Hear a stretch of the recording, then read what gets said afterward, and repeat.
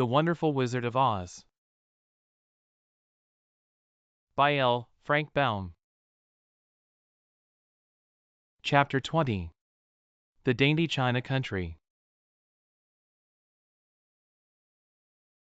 While the woodman was making a ladder from wood which he found in the forest, Dorothy lay down and slept, for she was tired by the long walk.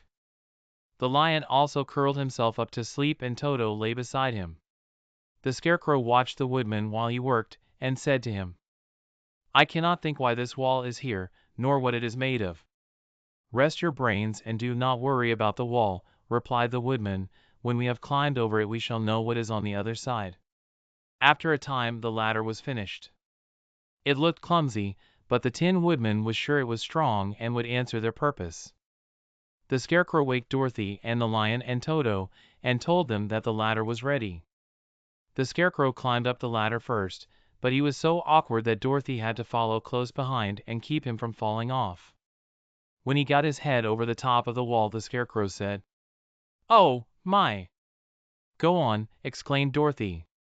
So the Scarecrow climbed further up and sat down on the top of the wall, and Dorothy put her head over and cried, "Oh, my!" just as the Scarecrow had done. Then Toto came up, and immediately began to bark, but Dorothy made him be still. The lion climbed the ladder next, and the Tin Woodman came last, but both of them cried, "Oh, my!" as soon as they looked over the wall. When they were all sitting in a row on the top of the wall, they looked down and saw a strange sight.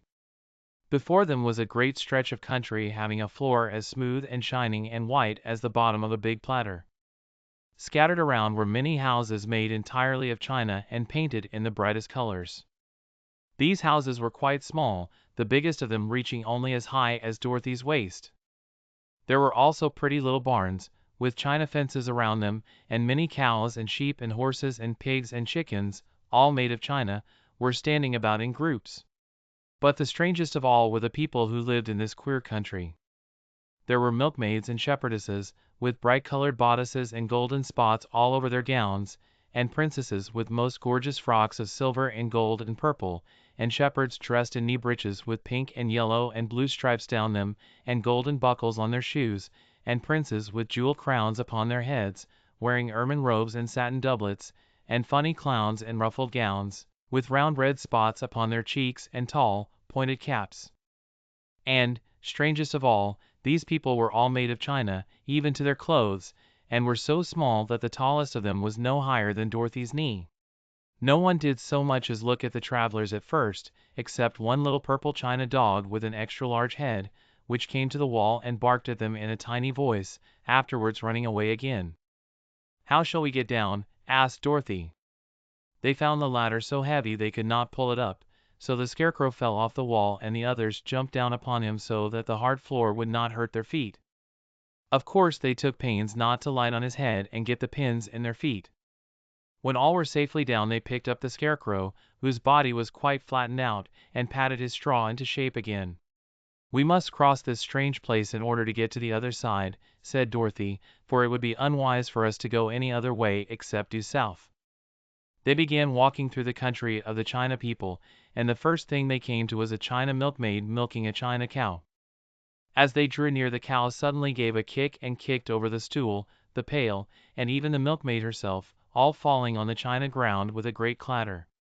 Dorothy was shocked to see that the cow had broken her leg short off, and that the pail was lying in several small pieces, while the poor milkmaid had a nick in her left elbow. "There," cried the milkmaid, angrily, "see what you have done. My cow has broken her leg, and I must take her to the mender's shop and have it glued on again." "What do you mean by coming here and frightening my cow?" "I'm very sorry," returned Dorothy, "please forgive us." But the pretty milkmaid was much too vexed to make any answer. She picked up the leg sulkily and led her cow away, the poor animal limping on 3 legs. As she left them, the milkmaid cast many reproachful glances over her shoulder at the clumsy strangers, holding her nicked elbow close to her side. Dorothy was quite grieved at this mishap.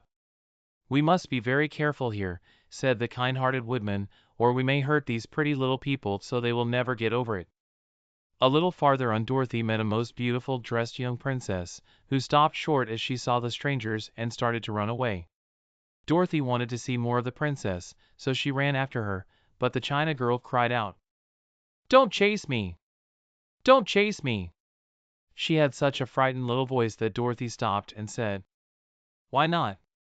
"Because," answered the princess, also stopping, "a safe distance away, if I run I may fall down and break myself." "But couldn't you be mended?" asked the girl.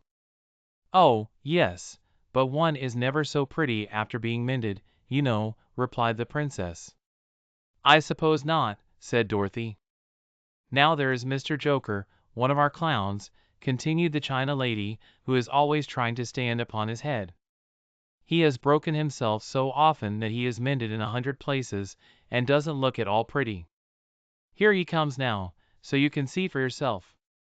Indeed, a jolly little clown now came walking toward them, and Dorothy could see that in spite of his pretty clothes of red and yellow and green he was completely covered with cracks, running every which way and showing plainly that he had been mended in many places.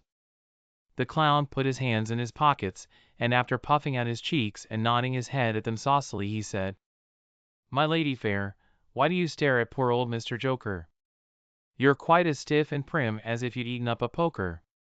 "Be quiet, sir," said the princess, "can't you see these are strangers, and should be treated with respect?" "Well, that's respect, I expect," declared the clown, and immediately stood upon his head. "Don't mind Mr. Joker," said the princess to Dorothy, "he is considerably cracked in his head, and that makes him foolish."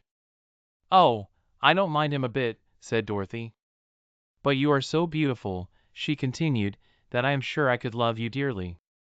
Won't you let me carry you back to Kansas and stand you on Aunt Em's mantelshelf? I could carry you in my basket." "That would make me very unhappy," answered the China princess. "You see, here in our own country we live contentedly, and can talk and move around as we please. But whenever any of us are taken away our joints at once stiffen, and we can only stand straight and look pretty. Of course that is all that is expected of us when we are on mantelshelves and cabinets and drawing-room tables, but our lives are much pleasanter here in our own country." "I would not make you unhappy for all the world," exclaimed Dorothy, "so I'll just say good-bye." "Good-bye," replied the princess.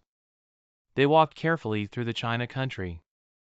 The little animals and all the people scampered out of their way, fearing the strangers would break them, and after an hour or so the travelers reached the other side of the country and came to another China wall. It was not as high as the first, however, and by standing upon the lion's back they all managed to scramble to the top. Then the lion gathered his legs under him and jumped on the wall, but just as he jumped he upset a China church with his tail and smashed it all to pieces. "That was too bad," said Dorothy, "but really I think we were lucky in not doing these little people more harm than breaking a cow's leg in a church. They are all so brittle." "They are, indeed," said the Scarecrow, "and I am thankful I am made of straw and cannot be easily damaged. There are worse things in the world than being a scarecrow." I hope you have enjoyed this production of The Wonderful Wizard of Oz by L. Frank Baum. This is the 20th of 24 chapters. If you would like to see other books presented in this style, please leave your suggestions in the comments. Only public domain stories can be considered. Like and subscribe.